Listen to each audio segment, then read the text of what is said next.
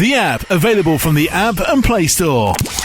Bohemia, welcome to Sunrise Radio. It's so nice to have you in London and be with us in the studio. How are you? Thank you so much for having me. It's an absolute honor to be on such a historic radio station. Absolutely fantastic. So, Bohemia, you're here. You're performing in the UK, I believe, for the first time. Is that correct? Well, not technically, but I would say I haven't been here in over a decade. Okay. So might as well be. Yes, I was just going to say it might as well be. So tell me firstly, why has it taken you so long to, let's say, come back and perform in London? It's something that's been part of my struggle as an artist. I'm an independent thinker. My philosophies are very, very personal to me that I instill in my music and my lyrics. And then I fight a very, very big sort of industry that's against people like me. Usually the way industry is made up is an artist is usually a slave to a system. I refuse to do that. A lot of time, I mean, over a couple of decades of me as an artist, I've been like seriously misjudged because of my demeanor, the way I look. I look like a guy who might hang out with some gangsters in a club or on a block. But little do people know that I'm probably in the Desi music industry. I'm the only artist who's read the most books, who's done the most research on my genre. Extensive, amount of experience living in California as to what the culture of hip-hop and music is. So I'm a force to be reckoned with. You cannot, manipulate me. I mean, I've consistently been tied into contracts, consistently been pulled down by companies, other fake and less deserving artists have been propped up against me as a competition with tons of writers and producers and musicians and conglomerate of people supporting them, whereas I'm a one-man army. I do my lyrics, my concepts, my music, all comes out of me. Only thing that happens when I'm making my music is my wife making me coffee. That's the only external support I have. No other person. So now I do music that's just for entertainment. I do need to pay my bills. But as an artist, I've been hindered over my whole career. That's okay with me. That's why it's taken me 10 years just to reach you. I will be performing in Karachi, where I'm born. And that show is going to be my first show there, which is also baffling. Hey, man, what you been doing? Well, what I've been doing is I've been fighting an industry that's really, really, really old, and I think the new thinkers need the chance to be in a position where they're in charge, and that might change things. But so my next question to you is that you have just mentioned as an artist that you faced all these challenges. Do you think now that we're in 2024, do you think that it's a little bit different and people are a little bit more accepting of the genre of your music and just you as a person? Because I personally do feel that the music industry has changed vastly over the last few years. We know that you have been there from day one and you are one of the pioneers of your genre of music. So do you feel that it's changed today where we stand? I mean, everything's always changing in that sense, then yeah. But is it changed for the betterment of artists like me? I'm not so sure. I think the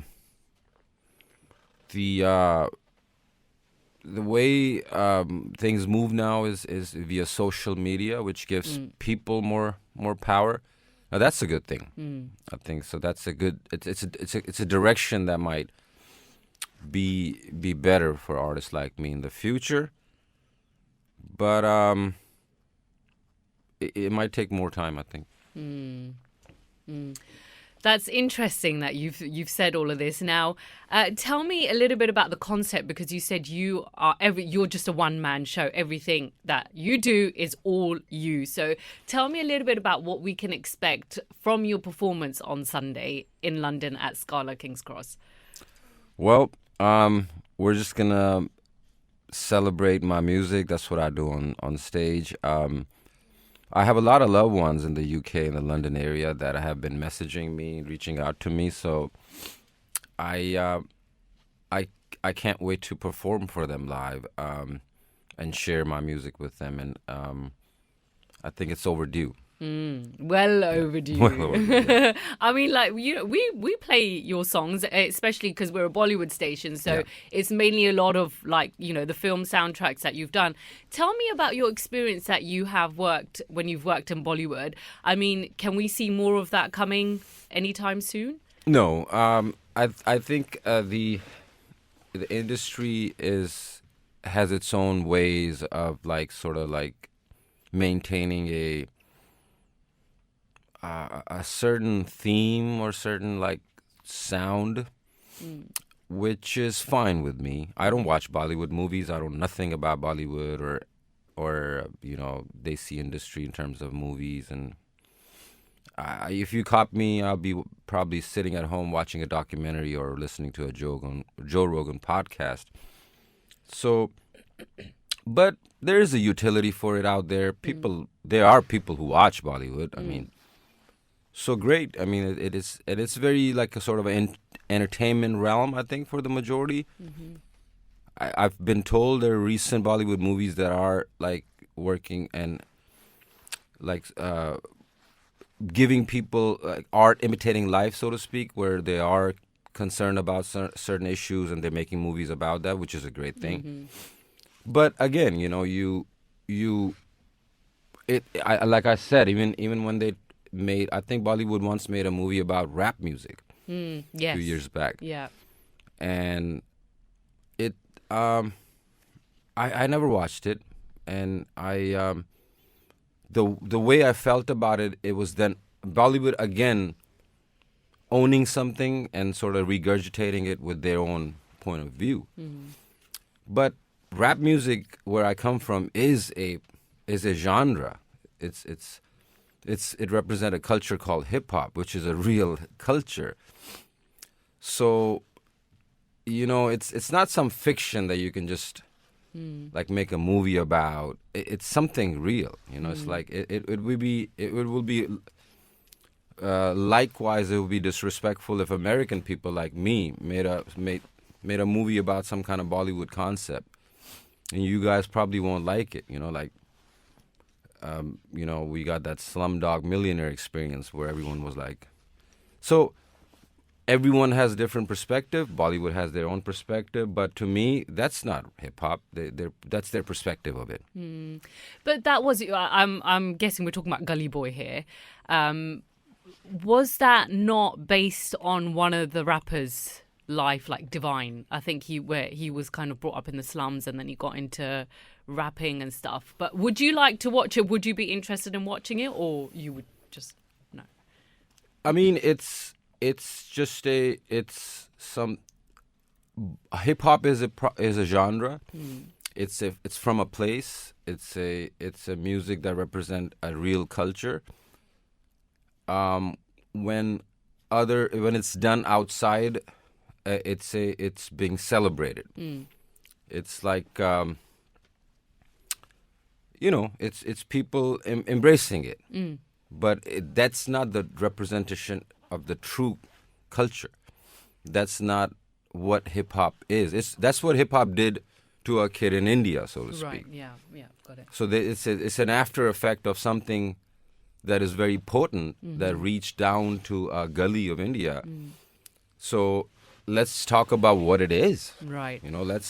If something that can reach down to a gully boy and he's inspired by it, if his life is changed to a point where a movie needs to be made about it, well, isn't this genre a very, very, very special and potent? Well, that's not discussed in the movie, you see. We've already moved on to the next fact. We're like, here you go. We got hip-hop. No, we don't got hip-hop. We just got inspired by something that's so potent that our thousands of year old heritage in India was able to not stop. He didn't come out and be a gully boy and did Indian culture. He came out gully boy and he's doing my culture from California. So to me, it's beautiful. To me, it's like, hey, that's what happened. That's the reflection of how strong this energy was that took birth in the civil rights movement in California. Oh, so people are like, oh, what's that civil rights movement? Oh, so you don't know about civil rights movement, but then you think you know hip hop. We've already moved on. You see, it's imitation now. It's just us. It's like me going to a Chinese restaurant and asking them for fortune cookies. Hey, where's my fortune cookie? I'm in a Chinese restaurant. Don't they give you fortune cookies at the end of the restaurant? Now imagine me going to China and asking for a fortune cookie. I'm like, hey, I'm in China. Where's my fortune cookie? They're going to be like, you're from California, bro. That's your thing. It's not real. There's no fortune cookies. You invented that. That's not part of a Chinese culture at all. A fortune cookie was made in California. No one is eating fortune cookies in China. That's not a Chinese culture. But to somebody like me, I might think that is Chinese culture because I'm being fed fortune cookies in a Chinese restaurant in America. You see what I mean? It's us looking at a Chinese culture and making a fortune cookie out of it and say, hey, this is Chinese culture. It's not. It's us appreciating it. It's us going, hey, this is how thing has inspired us. And that's how special it is. I don't see American people necessarily embracing Desi culture like that. I don't see a kid in America, necessarily getting up and saying, hey, I want to learn Punjabi today. That's not happening. So what would you say to the next gen, let's say, on the importance of the kind of music that you make? Like, how would you want to educate them? I don't need to. I think rap music itself, like, it is a vehicle that lets you be yourself and express yourself. It's a genre that's built in a certain way where it lets you do that. And kids are doing that. I think there's a lot of great rappers out there that are doing that now. Okay. Now, you also, I believe, have received your first ever award as a Punjabi rapper in the UK Parliament. Tell me a little bit about that. What was the award and how are you feeling about that? Absolutely fantastic. It was just an honor to be in a building that partially 1,000 years old and certain parts 300-year-old. Just seeing the construction, the pictures, it was really breathtaking. I mean, pictures don't do justice. When you walk through that building, you literally are. So it was amazing just being there. I'm thankful to Samara Events, Haq Paji, everybody that helped me achieve that and get, and help me have my voice being heard. But at the same time, this is a beginning, I think. I'm glad that, they say squeaky wheel gets the grease, and I've been kind of, in my recent interviews and posts, I've been kind of being the squeaky wheel. As of a couple of years, I'm out of all contracts, so I'm a independent artist. So that's why I have no filter now. You don't need the filter now. Now I say whatever I feel like saying. My younger rappers that are in the scene, that are bigger superstars, they love me as a older Paji, and they give me the respect. So now I'm gonna be that older Paji. I'm gonna say whatever comes to my mind, and it's beautiful to be at this age. So that being said, I think this award is a beginning. I'm thankful to the UK Parliament for honoring me with that.